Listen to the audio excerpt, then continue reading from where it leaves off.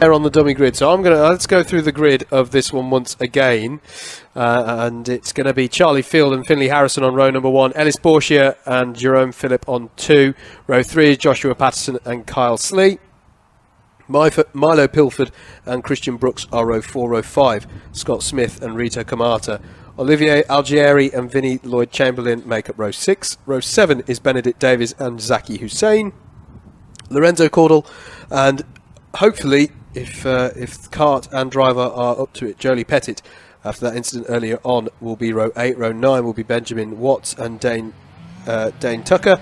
Lucas Ellingham and Thomas Mullett on row 10. Row 11 will be Mackenzie Stevens. Dan Hackett and Mackenzie Stevens. Sam Baker and Jaden Gregg on row 12. Row 13 will be Jude Fernerhoff and Macy Hitter. Alex Johnston and Sam Longley on 14. And row 15 to round out your top 33 is Blakely and Kian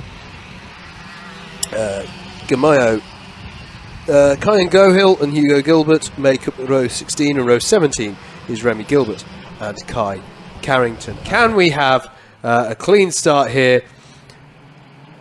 Yes, we can. Oh, Charlie Field will lead the way into oblivion. Can they all get through the first couple of corners cleanly up the hill for the first time? It is still Charlie Field, but he's under a lot of pressure here from that. Looks to me like it might... Oh, I didn't catch who that was actually as they came into Christmas Corner through the top of the circuit, but I think we did have a change of the lead there. Going defensive there into the corner. Difficult to spot them in this light, I won't lie, as they come through out of Ashby for the first time.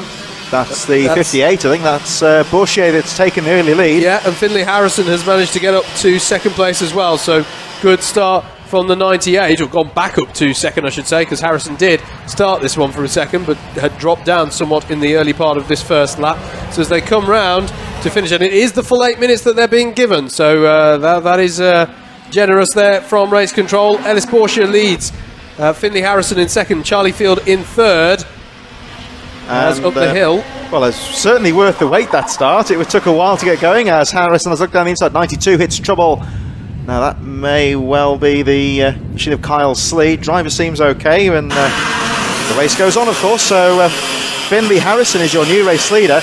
Charlie Field and Olivier Algieri all very close as well. Christian Brooks, Lorenzo Cordell fighting through the field. 7 positions in 1 lap for the number 20 of Lorenzo Cordell, one of the front runners in heat number 1.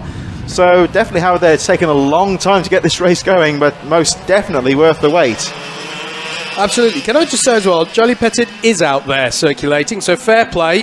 After a bit of a scare in the earlier heat there, we do have the number 16 circulating in this race.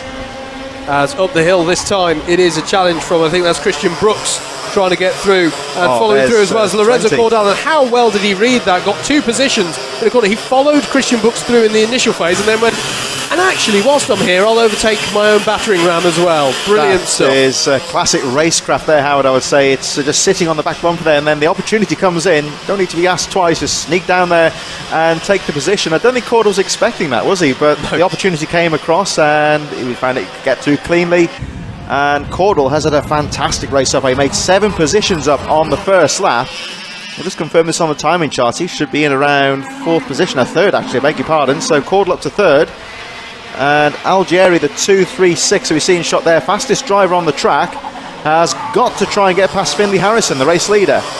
As that looks like Lucas Ellingham going down the inside of Charlie Field into Christmas Corner. So Ellingham working his way up, featured prominently, of course, in heat number 1. That looked as well to me like, was that Cordell under pressure from Brooks? Yeah, it looks like Brooks made the move as well. Yes, it is Christian Brooks. Can see his high vis helmet there just in 3rd. So change of position for 3rd again, as ahead of them Finley Harrison tries to keep Olivier Algieri at arm's length. And there's Lucas Ellingham shooting the gap as well on Ellis Borchia there, and Borchia is going to be under pressure immediately from Charlie Field as well. So plenty of battling going in on just amongst the top 10 here, and I'll remind you that there's 20 other karts behind them all having a good battle as well. And I have to say here, looking at Brooks there, the high-vis helmet, the Dayglow helmet's a boon for commentators, isn't it? It makes it so easy to pick them out. There he is. He's held on to that 3rd, actually, from Lorenzo Cordell. There he is. So, yep, actually pulling away now from Cordell. So Christian Brooks, the 82 in 3rd, trying to close up on Algieri, who was the fastest driver on the track. along with Finley Harrison, and well, Brooks would be very well served here just to try and get onto the back of Algieri, because those two are setting a very good pace at the front. Milo Pilford, I think, got by Charlie Field at the start of this lap as well, so expect to see a change in position over 7th on your timing tower there. No, it wasn't. It was actually Patterson getting by Pilford. There we go. Joshua Patterson now up into 8th place, as here is Lucas Ellingham down the inside of Lorenzo Cordell. Yeah, he's had a good steady race there, Ellingham, hasn't he? Fighting his way through the field. And let's not forget, that's a repeat of what we saw in heat number 1 of Ellingham getting by Cordell. So that's a battle resumed between those two. Very close actually on the edge of the top 10 as the Harrison and Algieri, the leaders, try to pull away. We're looking at Bourchier, the early leader, now in 6th place. Charlie Field, Joshua Patterson, Milo Pilford, who drops to 9th, and Jerome Phillip, all pretty close there on the edge of the top 10, only a couple of seconds covering them. We're looking at the head of this battle at the moment, and there we see, right nestled in there, is the number 58 Ellis Bourchier, 6th position Charlie Field, incredibly close on the edge of the top 10 as they make their way through oblivion. The leaders now making their way up to Christmas Corner as Lorenzo Cordell tries to fight back, but Ellingham's got this line covered, and Algieri leaning on Harrison now. Yeah, a lot of pressure being brought to bear now on our race leader. Fastest lap of the race Algieri had the last time around, and managed to close it by just over 1/10 of a second, so he is right on the tail. The question will be, does he want to start battling yet, or does he want to give it a little while, see if they can open up a bit of a gap on Christian Brooks? This is similar to what we saw a couple of races ago, where you have to make the judgment as second place. If you genuinely feel you have the pace advantage to take the lead, you go, how quick are those guys behind me actually catching up? Because if we're opening a gap by working together, I'll leave it a few laps. But if this person is quote-unquote slowing me down in a relative sense, I need to get past now and try and open up a gap for myself. And you've got to be careful sometimes as well, because adding on to that is the fact you don't want to give, if you've got a good line through a particular corner, sometimes you don't want to give the game away to your rival in front. So a bit of tactics here from Algieri. Is he going to stick or twist, you might say? Is he going to go for the lead, or we've still got 2 laps to go plus the 1? He'll see, if he looks at the timing screen, he'll see the time left in the race. So Algieri at the moment has got time on his side here. They're going to get a couple of more laps in before that last lap board. So, but again, we're looking at Brooks. He's closing up in 3rd, so Algieri, tricky moment for him here. Yeah, and I feel like Brooks and Ellingham are working together here. They can see the opportunity ahead of them. It's not that far up the road. Well, I say that, Ellingham there looked like he was about to go to the inside. We'll see if that paid off this time through. Yes, it did. So Ellingham isn't working together. He's decided he can catch up to the leaders by himself, thank you very much, and has put in the move there. But I don't think they'll have necessarily lost too much time there. Again, there's a slight different mentality as well, potentially, between the heats and the final. Maybe possibly. In the final he'd go, well, hey, there's a big trophy up the road if I can work together with this guy, whereas here he might be going, no, just give me a good grid slot, and if I catch up, I catch up. At the moment, Brooks here just tagging onto the back here of Ellingham as they go through 3rd and 4th place. Certainly no big rush at the moment to go for the pass. He's going to bide his time, look at lines here, trying to find a way through, but Ellingham going a little bit defensive, but can afford to take the racing line through Christmas Corner. Brooks still tagging her in there. Is he going to have a look going down towards Ashby? The battle for the lead still pretty close. There's Cordell just a little bit further behind, watching in 5th place. There we see the number 48. Just a little further behind. That's also Bourchier a little bit further behind as well. 28 of Pilford. So that's Johnston, the 8th position driver. As again we look at Brooks going through boots, just tagging onto the back there, just shadowing the 99 of Ellingham as 72 hits trouble. That's further down the field, of course. Dane Tucker, driver walking away, so evidently well, it looks like some sort of mechanical issue there. Back to the pits.